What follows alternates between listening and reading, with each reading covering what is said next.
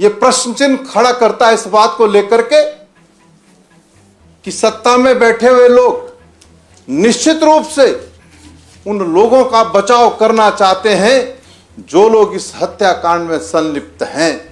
अंकिता भंडारी हत्याकांड जो 18 सितंबर 2022 में घटित हुआ, उसके परिप्रेक्ष्य में अपनी बात कही और मैं कहना चाहता हूं कि सरकार क्यों सीबीआई जांच से डर रही है, यह हम पूछना चाहते हैं। उत्तराखंड राज्य का हर नागरिक इस बात को कहने का काम कर रहा है कि अंकिता भंडारी हत्याकांड जो हुआ है ये बहुत जघन्य अपराध है, इसकी सीबीआई जांच होनी चाहिए। एनसीआरबी की रिपोर्ट जो है 2022 की, वो रिपोर्ट कहती है महिलाओं के विरुद्ध अपराध व दुष्कर्म के 4337 मामले इस सूबे के अंदर आए और 9 पर्वतीय राज्यों में या हिमालयन राज्यों में उत्तराखंड महिलाओं के प्रति अपराध में नंबर 1 पर है। और मैं आपके माध्यम से सरकार के संज्ञान में लाना चाहता हूं, डकैती, लूट, वाहन लूट, चैन लूट, स्नैचिंग, गृह भेदन, वाहन चोरी, अन्य चोरी, हत्या, फिरौती हेतु अपहरण, महिला अपहरण, दहेज हत्या, बलात्कार अन्य भारतीय दंड विधान के अंतर्गत। माननीय अध्यक्षा जी, 2016 में 9,849 घटनाएं घटित हुई, 2017 में 11,065 घटनाएं घटित हुई, 2018 में 12,219 घटनाएं घटित हुई, 2019 में 11,061 घटनाएं घटित हुई, 2020 में 11,478 घटनाएं घटित हुई और 2021 में 14,616 घटनाएं घटित हुई और 2022 में 16,553 घटनाएं घटित हुई और 2023 में 16,703 घटनाएं घटित हुई। मैंने 16 से लेकर 23 तक जो घटनाएं इस प्रदेश के अंदर घटित हुई उसको आपके माध्यम से सरकार के संज्ञान में लाने का प्रयास किया। और अगर हम देखें 16 के बाद लगातार 2023 तक अपराधों में लगातार वृद्धि हुई। यह है उत्तराखंड के चक्राता सीट से कांग्रेस के वरिष्ठ विधायक और पूर्व नेता प्रतिपक्ष प्रीतम सिंह। उत्तराखंड बजट सत्र में जब चक्राता विधायक प्रीतम सिंह ने सदन के भीतर राज्य में हुए अपराधों के बारे में बोलना शुरू किया तो सब सन्न रह गए। दरअसल प्रीतम सिंह ने एनसीआरबी के हवाले कहा, आज उत्तराखंड महिला अपराध के मामले में हिमालयी राज्यों में पहले नंबर पर आ गया है। साथ ही उन्होंने अंकिता भंडारी प्रकरण पर बोलते हुए कहा कि सरकार इस हत्याकांड में संलिप्त लोगों को बचाने का काम कर रही है। आइए आपको भी सुनवाते हैं प्रीतम सिंह का पूरा वीडियो। माननीय सदस्य प्रीतम सिंह जी।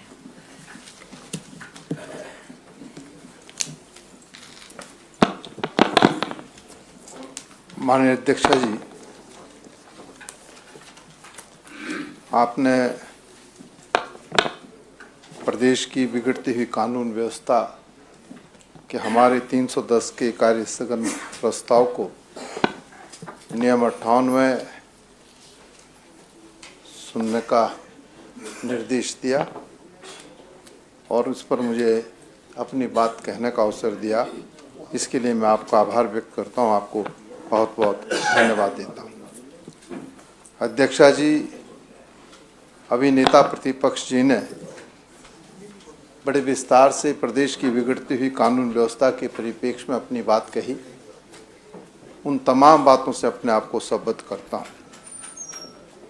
और अध्यक्षा जी कहना चाहता हूं कि प्रदेश की बिगड़ती हुई कानून व्यवस्था के परिप्रेक्ष्य में 8/9/2023 और 29/11/2022 को हमने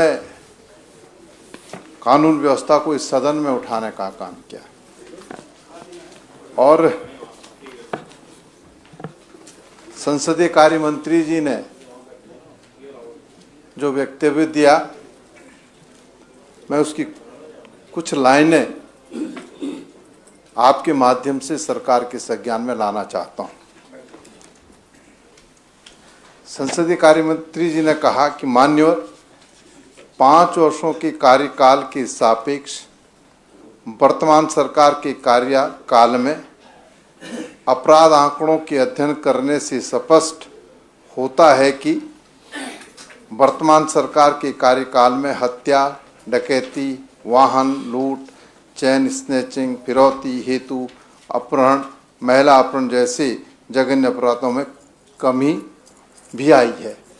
ये 29/11/2022 को जो है माननीय संसद कार्य मंत्री जी ने कहा और फिर 8/9/23 को फिर हमने इसी सदन के अंदर प्रदेश की बिगड़ती हुई कानून व्यवस्था को उठाने का काम किया। उस वक्त भी माननीय संसदीय कार्य मंत्री जी ने जो बातें कही, मैं उसका उल्लेख इसलिए करना चाहता हूं क्योंकि जब उसका उल्लेख होगा तभी बात आगे बढ़ेगी।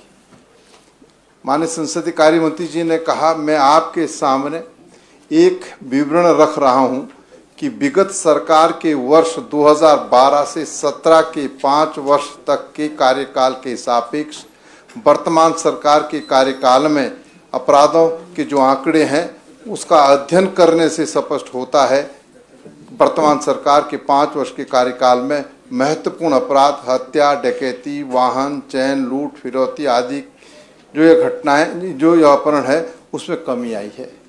माननीय अध्यक्षा जी, उत्तराखंड के लोगों ने 2017 में भारतीय जनता पार्टी को इस सूबे के अंदर सरकार बनाने का अवसर दिया और उसके बाद 2022 में फिर भारतीय जनता पार्टी को इस सूबे के अंदर सरकार बनाने का अवसर दिया और जब कानून व्यवस्था का मामला सदन के अंदर उठता है तो सरकार की ओर से ये कहना कि 2012 से 17 के बीच में जो स्थिति थी उससे बेहतर स्थिति इस सरकार की है। माननीय अध्यक्षा जी, जो बात संसदीय कार्य मंत्री जी ने कही, क्योंकि जो आंकड़े हैं वो सरकारी आंकड़े हैं और मैं आपके माध्यम से सरकार के संज्ञान में लाना चाहता हूं। डकैती, लूट, वाहन लूट, चैन लूट, स्नैचिंग, गृह भेदन, वाहन चोरी, अन्य चोरी, हत्या, फिरौती हेतु अपहरण, महिला अपहरण, दहेज हत्या, बलात्कार अन्य भारतीय दंड विधान के अंतर्गत। माननीय अध्यक्षा जी, 2016 में 9,849 घटनाएं घटित हुई। 2017 में 11,065 घटनाएं घटित हुई। 2018 में 12,219 घटनाएं घटित हुई। 2019 में 11,061 घटनाएं घटित हुई। 2020 में 11,478 घटनाएं घटित हुई और 2021 में 14,616 घटनाएं घटित हुई और 2022 में 16,553 घटनाएं घटित हुई और 2023 में 16,703 घटनाएं घटित हुई। मैंने 16 से लेकर 23 तक जो घटनाएं इस प्रदेश के अंदर घटित हुई उसको आपके माध्यम से सरकार के संज्ञान में लाने का प्रयास किया और अगर हम देखें 16 के बाद लगातार 2023 तक अपराधों में लगातार वृद्धि हुई और उसके बावजूद भी संसदीय कार्य मंत्री सदन के अंदर कहते हैं कि 2012 से 17 के बीच में जो घटनाएं थी उससे बेहतर हमारी सरकार जो है कानून व्यवस्था को बनाए रखने का काम कर रही है। माननीय अध्यक्षा जी, ये बहुत गंभीर विषय है। गंभीर विषय इसलिए है कि प्रदेश के अंदर ऐसे जघन्य अपराध हो रहे हैं जिसकी शायद संभवतः उत्तराखंड के लोगों ने परिकल्पना भी नहीं की थी। जब यूसीसी के ड्राफ्ट को सदन के अंदर रखा गया, जब श्री राज्यपाल महोदय के अभिभाषण को इस सदन के अंदर पढ़ा गया और आज बजट सत्र में भी सरकार ने एक ही बात कही कि हमारे केंद्र में प्रदेश की महिलाएं हैं, हम उनको विकास के रास्ते में आगे ले जाने का काम करने का काम कर रहे हैं। महिलाओं के लिए ही सरकार समर्पित है। ये बात सत्ता में बैठे हुए लोगों ने एक ने न जाने कितनी बार कही और प्रदेश के अलग अलग जनपदों में जाकर के महिलाओं का जिस तरीके से कार्यक्रम आयोजित किए गए वो भी हमारे संज्ञान में है। लेकिन मैं कहना चाहता हूं, एनसीआरबी की रिपोर्ट जो है 2022 की, वो रिपोर्ट कहती है महिलाओं के विरुद्ध अपराध व दुष्कर्म के 4337 मामले इस सूबे के अंदर आए और 9 पर्वतीय राज्यों में या हिमालयन राज्यों में उत्तराखंड महिलाओं के प्रति अपराध में नंबर 1 पर है। और तब भी सरकार कहती है कि हम महिलाओं के प्रति हमारी सरकार समर्पित है। ये कैसी सरकार है? 2021 में 3431 मामले आते हैं और 2020 में 2846 मामले हैं। ये मैं नहीं कह रहा हूं, ये तो एनसीआरबी की रिपोर्ट कह रही है। और सरकार तब भी जब सदन में हम कानून व्यवस्था के प्रश्न को उठाने का काम करते हैं तो सत्ता में बैठे हुए लोग कहते हैं कि प्रदेश की कानून व्यवस्था दुरुस्त है, हमारी सरकार प्रदेश की कानून व्यवस्था को कायम रखने में पूरी तरीके से मुस्तैद है। ये सरकार की ओर से उत्तर आता है।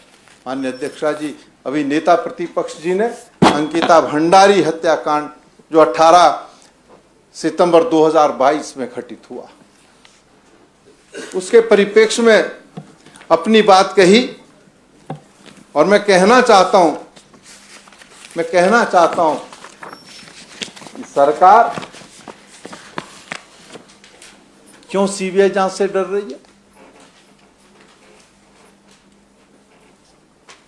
ये हम पूछना चाहते हैं। उत्तराखंड राज्य का हर नागरिक इस बात को कहने का काम कर रहा है कि अंकिता भंडारी हत्याकांड जो हुआ है ये बहुत जघन्य अपराध है, इसकी सीबीआई जांच होनी चाहिए। लेकिन सरकार क्यों सीबीआई जांच की संस्तुति नहीं कर रही? ये प्रश्न चिन्ह खड़ा करता है इस बात को लेकर के कि सत्ता में बैठे हुए लोग निश्चित रूप से उन लोगों का बचाव करना चाहते हैं जो लोग इस हत्याकांड में संलिप्त हैं। और ये बात मैं नहीं कह रहा हूं प्रीतम से, ये बात तो अंकिता भंडारी के जो पिता हैं उन्होंने जिलाधिकारी पौड़ी को 6/1/2024 में पत्र लिख करके कहा है और उल्लेख भी क्या है उन नामों का कि इन पर जो कड़ी कार्रवाई होनी चाहिए। क्यों सरकार जो है कदम पीछे खींच रही है? इसीलिए शक है। और मैं कहना भी चाहता हूं कि निश्चित रूप से जो लोग इस हत्याकांड में पर्दे के पीछे हैं, सरकार उनको बचाना चाहती है। ये हमारा सरकार पर आरोप है। ये हालत, ये स्थिति है। और मैं तो आज भी कहता हूं कि यदि सरकार वास्तव में प्रदेश के अंदर महिलाओं के प्रति समर्पित है तो आज भी संसदीय कार्य मंत्री जी इस सदन में जब उत्तर भाषण में अपनी बात कहें तो कहें इस बात को कि सरकार अंकिता भंडारी हत्याकांड की सीबीआई जांच की संस्तुति करने का काम कर रही है, लेकिन नहीं हो सकता, नहीं हो सकता। सरकार तो कहेगी कि हाई कोर्ट ने भी जो है सीबीआई जांच सरकार करा रही है वो ठीक है। अरे ये तो आपके हाथ में है। अगर जो जांच एजेंसी राज्य सरकार ने अंकिता भंडारी हत्याकांड के लिए रखी है, उसमें परिवर्तन करने का अधिकार राज्य सरकार में निहित है। करे ना, कह दे। आज हम भी स्वागत करेंगे संसदीय कार्य मंत्री जी के इस बयान का कि संसदीय कार्य मंत्री जी आज सदन के माध्यम से कह रहे हैं कि अंकिता भंडारी हत्याकांड की सीबीआई जांच होनी चाहिए, लेकिन नहीं। आप अंदाजा लगा सकते हैं कि 18 सितंबर 2022 को यह हत्याकांड हुआ और तब से लेकर आतिथि तक लोग लगातार सरकार से इस बात को कह रहे हैं कि अंकिता भंडारी हत्याकांड की सीबीआई जांच होनी चाहिए, लेकिन सरकार के कान पर जूं तक नहीं रेंग रही है। ये हालत, ये स्थिति जो है इस प्रदेश में कानून व्यवस्था की है और सरकार मूक दर्शक बनकर के बैठी है।